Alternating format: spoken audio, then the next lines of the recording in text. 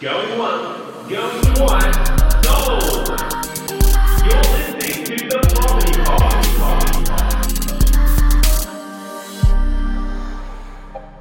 All right. We are back with the Property Pod, episode 37, the final episode for 2019. I am your host, Aaron, and I'm joined, as usual, with Johnny Mac and Paddy Berry. Hey, boys. Merry Christmas. Hey. Ho, ho, ho. Someone is in the mood. Yeah. That's me done. Is it episode 37? I'm really actually proud of that effort. Well, yeah. What did we say? How many did we said if we've got to get past 13 is apparently the death number. Like death if number. you kind of don't get past 13, that's kind of when people lose interest or lose steam and fall on their sword. But yeah, with 37, we've basically almost tripled that. Yep, done. We're kicking butt. I'm happy with that. It's funny. I wanted to actually talk today about kind of how far we've come and what we started at, and I might try and intercut some clips in of some stuff from the past, just kind of, like Love a good clip show. like a clip show, like your Seinfelds or your Friends, where they've like run out of money for the season and they're like Run out of ideas. It's like, oh, we'll just play a clip show. Everyone will be fine. That'll get us to our quota. Is this our falling on sword episode? No, You're going to flash us back to some clips and say, thanks for listening. That's all, folks. No, I just thought we could go back in time and listen to some of the things, because I listened back to episode 1 the other day. Yeah. And it is rough, boys. Yeah. Yep. That's We've fair. come a long way. I wouldn't recommend anyone going back and listening directly to it. And I'm actually contemplating spending some time re-editing it. Yep. Just on the idea that maybe people, when they join the show, they go straight back to start at the start. And they go, that's terrible. I've thought that a couple of times, that we'd actually re-record episode 1 just so it doesn't sound so bad when you let's get on this. So the worst part is that most people don't know that's actually the second recording of episode 1 already. So can we go to a third time? Well, yes. Yes, so just for a little tidbit at this Christmas episode, we did a pilot episode, and it was even worse than the pilot episode. Yeah. Like, it was, and it sounded like we were in a cave. We were so nervous, we kind of just rambled, even worse than we did on that one. And it sounded like... Just rambled. Isn't that what we do every week? No, but this was like mega long pauses, and I've listened back to the pilot, and it... Actually, the original one. the original one. Yeah, no, I'd had a massive night the night before too. So I remember. I think your eyes were red and glassy. And we're like, you're gonna survive this morning. Yeah, sure, why not? I've got this. But yeah, no. So I thought I'd go back, and I might actually go back and fix episode 1. Just try and kind of See how you go. bring people back in, because if people do go all the way back to the start, I know when I start podcasts, I often will go back to the start or start early on. But I think now we're getting to a point where people might just jump in at any stage. So people that jump in at any stage might find that this clip show is a very good one, Pat. Because they can hear some of our favourite things from the year. Exactly. So speaking of favourite things for the year, anything jump to mind, kind of favourite guests, favourite episodes, anything that you guys think that is notable that we've kind of crossed in? The first one that popped to mind, because I was going to prepare it before, but I wanted the question to ask and see what happens. I think the first one... Is that code from unprepared? And I'm just going to sound like I knew what I'm doing this whole time. I want to sound like I'm on top of this. Yeah, You should be in real estate. the answer was exactly the same on both fronts, but it was Blake Smedley. I think he's just a really positive person to listen to, who's making a lot of smart moves, but getting the right advice along the way. To build up his own little nest egg in real estate over the course of his life. I just think that's a really good one. We're lucky to find him. Actually, That's actually a cracking answer, because my partner's only listened to about 7 or 8 episodes, but one of them that she's listened to is That's Blake's 8 or 9 episode. more than my wife's listened to. It's because you upset her by getting John's mum on as the property manager and not your wife. So just on principle alone, she won't show up. Must be what it is. But yeah, so Sarah has only listened to 7 or 8 episodes, but the Blake one, she's been at me. She's like, do you think we could get an investment property? Do you think that's something we should look into? Like, that sounds really good. And she's brought it up a few times. Yeah. And I'm like, where's this idea come from? She's like, oh, that guy on the podcast. Yep. So it's actually worked. What we attempted has paid off. Yeah, exactly. That makes sense. Shout out to Blake. Classic episode. Killed it. Jumped on the banter train and just ran with it. So tell us a bit about yourself, Blake, other than you met Pat and he roped you into talking. Yeah, on yeah. here? Well, so basically, I Tassie local. Yep. So raised here around the kind of northern suburbs area. I guess where it all started was it was me and a mate talking about just toying with the whole idea of the financial freedom kind of thing, the one that everyone Everyone's chasing. Yeah, everyone's chasing. Get out of the rat race. Yeah, exactly. Of course, everyone's talking about it. And then I was pretty clear on what kind of property I wanted to get as an investment. So it was like, I want something that is on the more affordable side of things, for at least my first investment property. And I'm pretty young, can't really afford too much else. But I want it to have the highest rental yield, I suppose, or the highest rental income for what I'm paying. Of course, yep, makes sense. Yeah, right, pretty basic. So that automatically, the suburbs that kind of tick both those boxes became pretty clear pretty quickly. For sure. Yep. And I also wanted to make sure it was around areas that I was familiar with. Yeah, he did fit in that chair quite well. Yeah, I feel like he ratted on me a fair bit. That was your fault. But what I do like is John's gone down the serious note as his favourite guess, where I went back and I was thinking what was my favourite guess. And I think it was actually Paul from realestate.com.au. Oh, really? Yeah. Mainly because I love that he ratted on you so much, J-Mac. Any opportunity just to load shit on you, I think it's good fun. Everyone enjoys that. Is this where he shouted out like 50% of the, or 90% of the people in the... 90% of the people in the country use one of his products, but only 50% of the people in the room fit into that category. Hey, if we've still got a 99% success sell rate, I was like, I don't care. Load it up, Paul. I'm not spending extra money on you. Obviously, and we have an advertising vertical, if you like. So we have Premiere, which about 98% of the agents in Tassie are on. Yep. So if you think of that I back to can't believe you wouldn't be on it personally. well, amazingly, yeah. What do you go? Yeah. In this, Am I the room, 1%? in this room, it's 50-50. But if you step outside, it's about 98%. You're on it, aren't you, Pat? Yeah. Yeah, okay. Yeah. Read into that what you made. Hey, Paige, what do you think from Bendigo? Nice. Yeah, so I like how we've both looked at that from a different approach, John. You're like really analytical, trying to offer some value to the client, where I'm like, Trying to get ratted on. let's just have some fun. Look, one thing I'm really proud of the fact we've come this far. I actually feel much more relaxed in this chair, certainly than we did at the start. And I didn't know, how far we'd be able to carry it forward. But the fact we've come to episode 37, carried it through to the end of the year, we've still got more stuff that we're, ready to talk about in the new year. Yeah. It's just really exciting that we've got an up and running podcast. Yeah, well, and it's on my LinkedIn profile now. Oh, Podcast host. Look out. Yeah. I didn't even think of that. Yeah.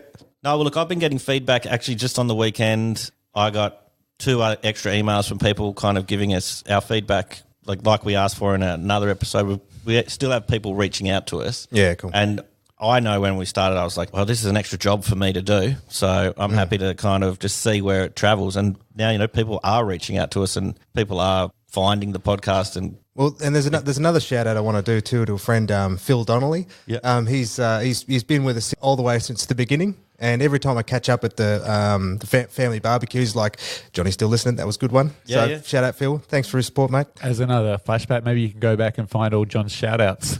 Shout out Mad Dog, shout out. I still want to get You know who you are, mate. I still think we should get some, what do you call it, a bit sweet merch. Well, you're wearing the Star Wars hat this morning, Pat, so I am. We're all fans of merch. That's because Aaron and I are running on coffee this morning because we did attend Star Wars last night. I was trying not to bring it up because I'm worried he's going to get off on a tangent for like hours about the movie, but I did generally in the preparation stage of all this, we'll send through a draft of the show notes and everyone will go through it and we'll kind of work it out. And Pat, for this week, knowing that we had a midnight session of the latest Star Wars sent through to the group, Aaron will discuss the Rise of Skywalker for 2 hours. No need. show done. Yeah, show done. No need for any more info. Hey, and I was really happy with that show notes. Yeah, look, and if you guys want it, I can do it. I'll break it down scene by scene. I loved it. Yeah. No, we better stay on topic. It's Yes. all about the show. It's not about Star Wars. You can set your own separate Star Wars podcast if you want. I've contemplated it. Yeah, I have thought about that. I could talk Star Wars for days. I won't, but if anyone wants Aw. Yeah, we'll put a poll out. Yeah, if anyone would like us to pivot the property podcast to a Star Wars related one, I can make it happen. Yeah, yeah. I guess we can look into the value of properties on different planets. Yeah, well, that's true. Perfect. Yeah. I've just been rewatching Rick and Morty again, and that's carved all around the universe. So there's plenty of shows that we could reference. Look, I'm happy to go sci-fi. We can make this the sci-fi property pod. It might be a point of difference for everyone out there. But speaking of topics, kind of what kind of stuff have we enjoyed covering over the gamut of the 37 episodes? I think for me, it's always come back to educating first home buyers. Yeah. Like it's been fun talking to other people like investors and like teaching people how to sell their home and that. But I think first home buyers is probably the most important one out there. It's the people that know the least about property. When you've sold a house or you're selling a home, you've already been through the process of buying it, so you've got a little bit of understanding. Yeah. But for a first home buyer, they have not a clue.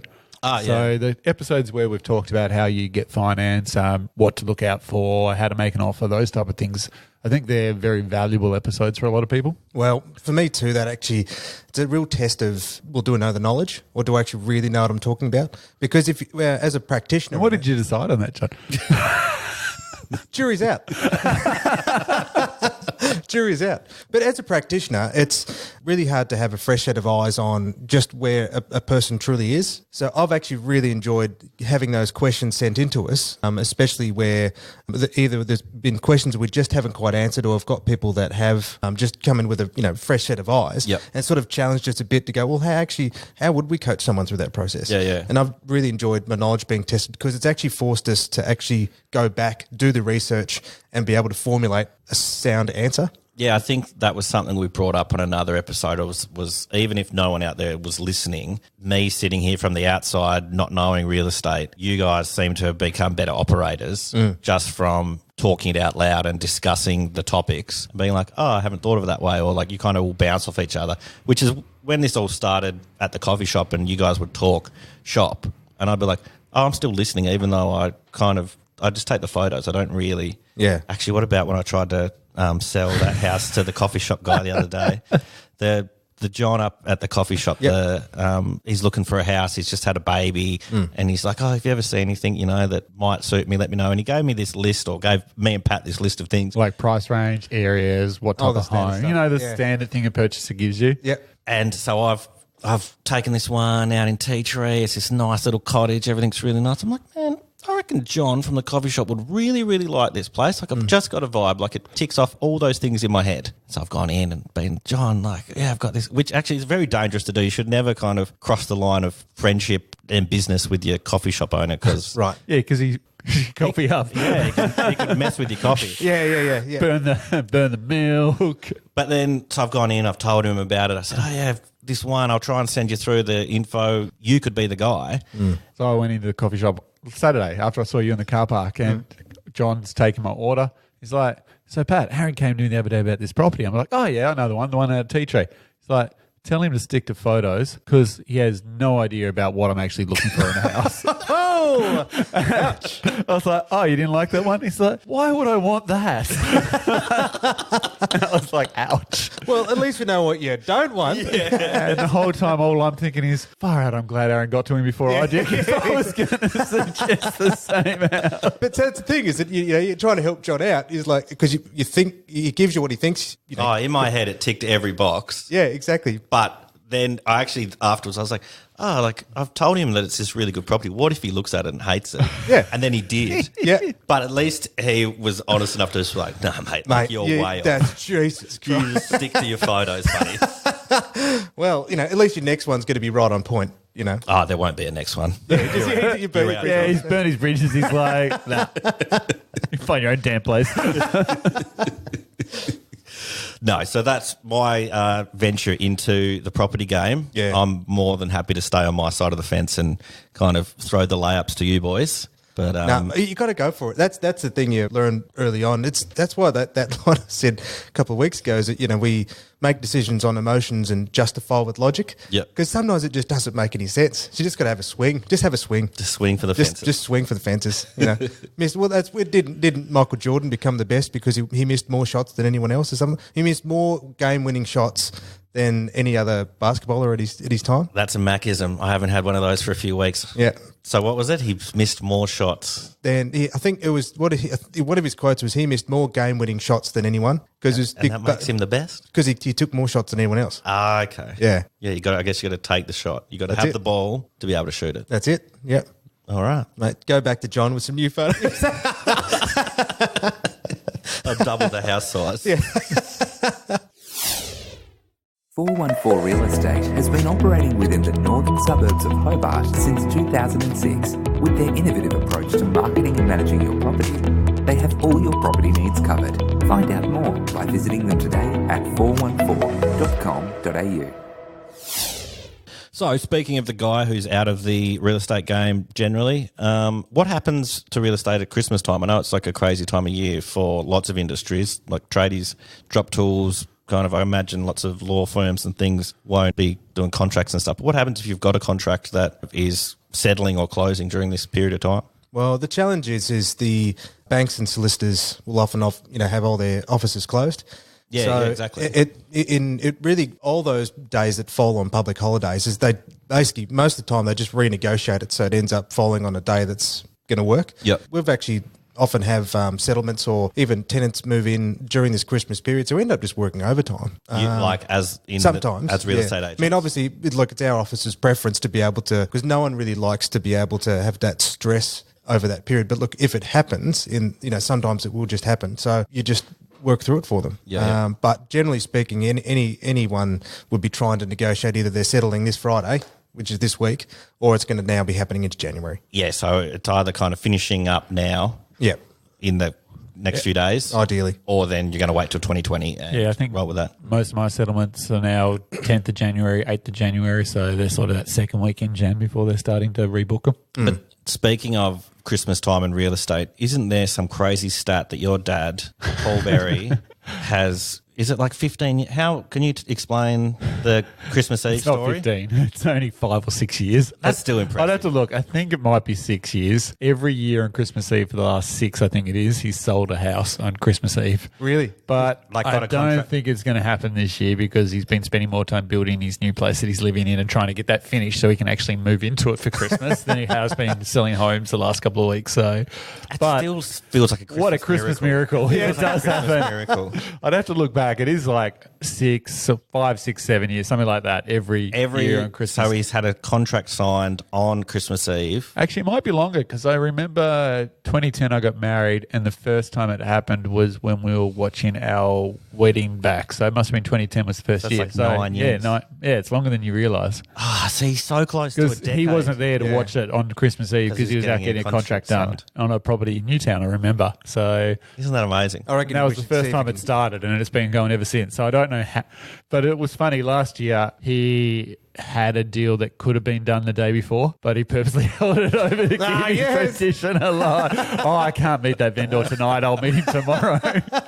Just to keep his deal alive, keep his tradition going. So the message there is sometimes Christmas miracles are forced.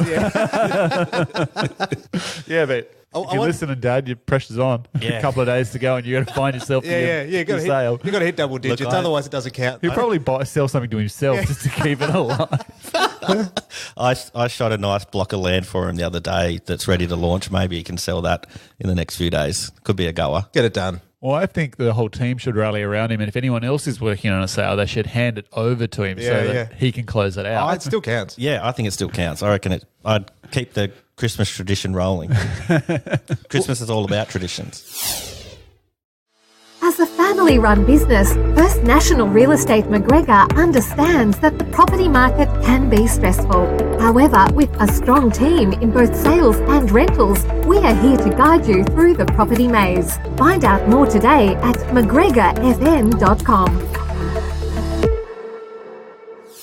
It doesn't stop though, because if anyone's got downtime, it just seems if they're considering starting to move next year, you will get inquiries that come through. Like, or, you get people visiting for the state for the week and they'll be like, oh, I wouldn't mind having a look at this while I'm there. Yeah, well, Yeah, we're open over the Christmas New Year period for exactly that. So we do restricted hours, 10 to 2 during that, but it's 24 hours a day still. Like the after hours phone still calls, the emails still come in. So you answer them because you don't want to back them up. So Yeah, absolutely. nothing changes. But yeah, the office is sort of just closing for shorter or opening for shorter hours during that Christmas New Year week. Yeah, and I think a lot of the time too, most people don't want to be disturbing you over that time unless it's really essential. So even where we've got people that need to be paying rent at the office from time to time, we'll have already had these conversations, planning it ahead. Yep. And I mean, one of the big things that can happen sometimes for people too is that the holiday seasons have a bit of a financial strain on a lot of people as well. So they're wanting to make sure that they don't miss any of those essential payments. Yeah. So it's just that having that minimum, you're still available, but most of the time people just want to be left alone for this Christmas period anyway. But if they're really essential, we'll get the capacity to say, well, look, what are you looking for? What do you really want to do? And you find out very quickly if someone's if it's the real deal or if it's someone just a time wasting kind of thing. It's, And any of the work now for any people that looking to list their property, we've already got those plans for the new year now. Yeah. So on that front, it's just it's all wrapping up aside from what's active.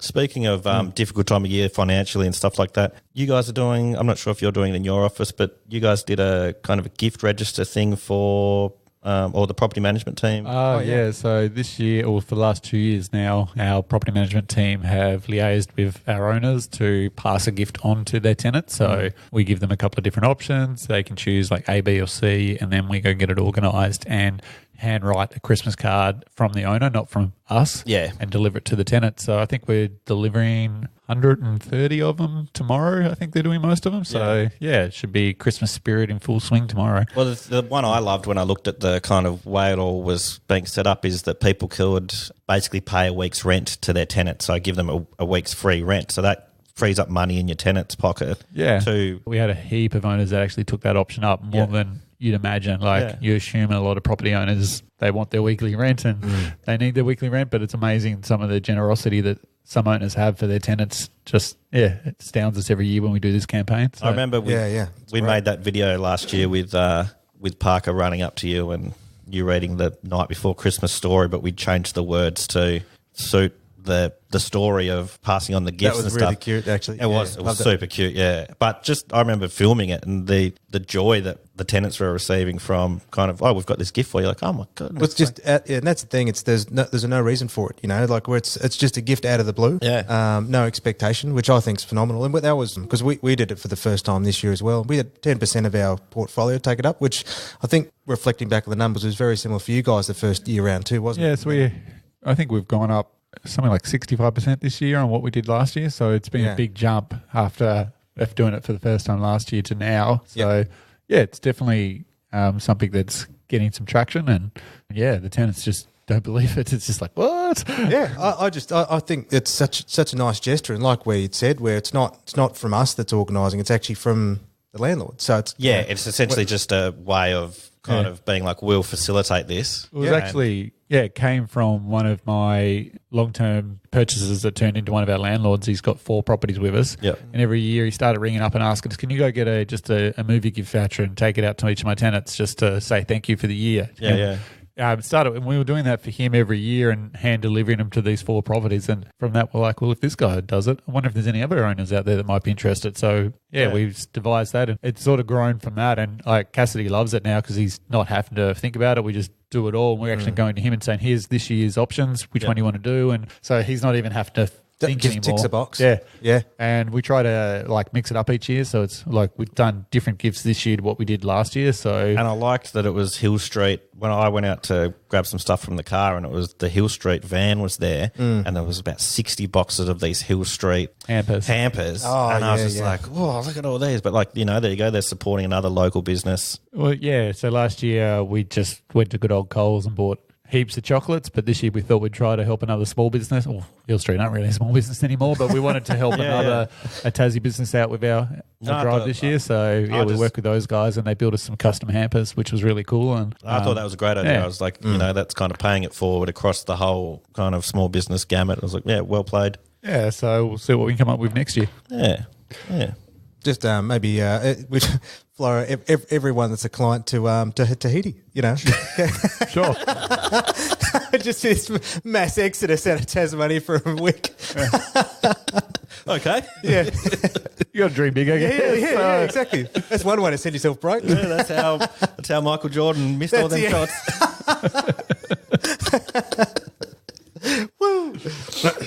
All right, I think we're getting close to the end of the final show of the year. It's been a blast getting this far. What do we see happening next year? What do we see happening with the real estate market in 2020? And what do we see happening with the property pod in 2020? We'll start with the market, I suppose. The way that I would see it, and probably advice from people much smarter than me, is Hobart fundamentally, where the last boom started between 2001 and sort of 2003 was that same surge of urgency like we experienced between 2017 to now. So that 2 years where all of a sudden the days on market went to single digits almost across most of the suburbs right around Hobart, you know, southern Tasmania. Yeah. And that growth continued right through till 2010 to some degree, just, you know, ever so slowly. But back then the fundamentals were very different because we still had a declining population. There wasn't as much job prospect. Most of that was off the back of declining interest rates from at the end of the dot-com bubble in the end of the 90s. Yeah. But this time around, though they've had, you know, if you've owned a property for the last 5 years since 2014, 2015, you've gained about nearly 50 to 60%. That seems to be the number. So what will that mean then if, you know, history repeats itself at the end of this real estate cycle? Well, the difference now being is that we actually have a housing shortage. You know, we've got, you know, job growth, and all the signals for Tasmania are positive. So Tasmania, on some suburbs like the peripheral ones like Bridgewater and areas where there was, you know, available land, they pull back by as much as 30%. But other suburbs like in the northern suburbs and the city, they pull back by 10%. Will that same numbers occur? Probably not as strong like it did before because the fundamentals are so different. So if people are purchasing in Tasmania, I think it'll start to see a return to the mean, which is, look, are they searching for explosive capital growth? Seems unlikely. But the thing is, you still do have the certainty of comparatively, like Simon Presnell said, properties within this close to the city is still relatively cheap. Yep. Within, 30 minutes. And they've got such a high demand for tenancy. So if landlords searching for certainty, Hobart's still a very good option. Yep. But if you're expecting the market to grow another 30% over the next 12 months, well, then that's probably being really, really unrealistic. Yeah, well, that's the trousers. I don't think I have to add anymore. Yeah, I was going to say. I thought he was going to do like one sentence, but it's just done. Good work, John. That's all right, boys. Well, John ticked that question off. Now you've got to tick the other question off. What is happening on the property pod moving forward? Oh, well, hopefully we're going to get some new guests in. That's something to work out in the new year. I think guests bring a different dynamic to the show, and it's always fun to have an extra person on the mic. So we're working hard in booking some new people. It's been pretty easy so far to book people, so I think that will continue on. Really want to start exploring and helping educate people a little bit more. Like we've done probably 5 or 6 episodes on that, but there's so much more that we can sort of explain the process on a bit better. So that's got to focus heavily on next year. And I've been wanting it for a while. I really want to try some live episodes as well. So You have been wanting this for a long time. Because people don't realise how useless we are until we get online. So I think that could be fun. Well, see, the live can be fine, and then we can edit it for the podcast. So that's something that I'd love to give a crack at some point next year. So I think that could add a new dynamic to the show as well. Hell yeah. I think that'd be a really fun goal to aim for, and I dig that. And look, and I encourage anyone who's listening, throw us some questions. Yeah, that was always good fun doing the questions episodes. It's good to know what the people are interested in and what the questions are that are out there. Like I can kind of be the cipher that sends it through, but actually hearing from Paige from Bendigo or my Nan every now and then, that's always good. I'd love to get Nan on a live show. Jeez, that'd be fun. And that's, I guess, so far we're 37 episodes in. The goal next year is to beat that. So yeah. But look, I can't foresee any issue with not changing this from a weekly show to a daily show. So that makes sense to me. So why not? You want to change it to a daily show? Sure. I'm having a baby next year, mate. We've got responsibilities. Look, I don't really need to. I want to make this my career. I'm not looking to sell houses anymore. Got to get the volume going through. Right, you're going to be a content creator from now on. Yeah, There we go. because that's definitely not a flooded market at the moment. No, not at all. All right, boys. Well, I reckon we have done a very good job of 37 episodes so far. I'd say that's season 1 wrapped up. We'll come back in 2020 with season 2. I reckon we'll take about a 3-week break at the I moment. think that's the plan, isn't it? So first episode should be the 9th of January. Yep, that sounds pretty good. That sounds like we've all had a bit of a breather, come back refreshed, ready to go. The market will be ready to bounce back into action. And as we'll bounce back. We'll get back to work. Yeah. Cool. Well, thank you, everybody. I had to get one out. You would have been great in the Star Wars movie last night. Pew pew. You should have heard there's like a girl at the back who was like in tears at stages, and there was this big reveal that happened, which I won't say now, but she's like, Oh, that's just see that makes it worthwhile to go to cinema just so you can have that experience with them as well. You know, Pat was asking why everybody was clapping, and they're like, the director's not here. He can't hear them clapping. Who are they clapping to? it's just celebrating life. Yeah. But it was awkward. One person starts clapping and then everyone else is like, oh shit, should we be clapping too? And then it just started getting like, it just... Oh yeah, it wasn't a natural thing. It was like, oh, is this it was just that awkward one person, Yeah. and then everyone was like, "Oh no, I feel bad for that one person." Let's help him out. Let's help a brother out. Well, kudos to the crowd that helped the brother out with the slow clap. Hell yeah. And thank you, everybody out there that's listened, that's either joined late, that's joined us right from the start, that's a fellow Property Pod listener. We really appreciate your patronage, and we'll be back next year. 100%. And thank you, everybody that has been to be a guest on the show and helped us out with their time. We appreciate that as well. Yeah. Thanks a lot, guys. Merry Christmas. All the best. Bye. You have been listening to The Property Pod, produced and edited by 414 Media House in conjunction with 414 Real Estate and McGregor First National Propriety Limited. This podcast is general information only, and the thoughts and views expressed is the opinion of our panel, and listeners should always seek and use their own investigation into any topic we discuss to ensure they fully understand their own situation. It does not constitute and should not be relied on as purchasing, selling, financial or investment advice or recommendations, express or implied, and it should not be used as an invitation to take up any agent or investment services. No investment decision or activity should be undertaken on the basis of this information.